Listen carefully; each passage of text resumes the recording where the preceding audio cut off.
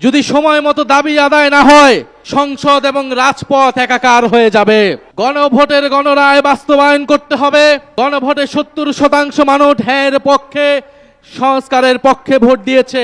আমরা এখনো একটু কথা অল্প করে বলছি, কারণ দেশে অনেক সংকট, দেশের মানুষ ভালো নেই, দেশে জ্বালানি সংকট, দেশের মানুষ চিকিৎসা পাচ্ছে না, হামের চিকিৎসা পাচ্ছে না, দ্রব্যমূল্যের ঊর্ধ্বগতি, তেলের দাম বৃদ্ধি হয়েছে। বিরোধী দল থেকে দায়িত্বশীল বক্তব্য দেওয়া হয়েছে, সরকারকে সহযোগিতা করতে চেয়েছি, এই ধরনের অস্থিতিশীলতার সুযোগ নিয়ে রাজনীতি করতে চাইনি, কিন্তু সরকার বারবার কথার বরখেলাপ করছে।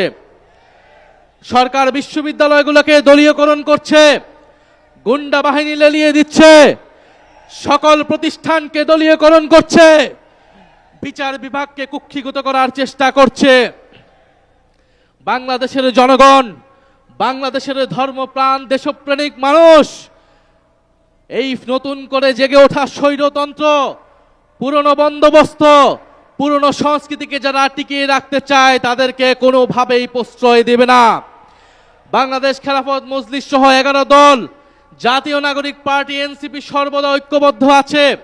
আপনাদের প্রতি আহ্বান থাকবে, গণভোটের গণরায় বাস্তবায়নের জন্য আমরা সকলে ঐক্যবদ্ধভাবে রাজপথের এই সংগ্রাম চালিয়ে যাব, যতক্ষণ না সরকার গণভোটের গণরায় বাস্তবায়ন করতে ইচ্ছুক হয়।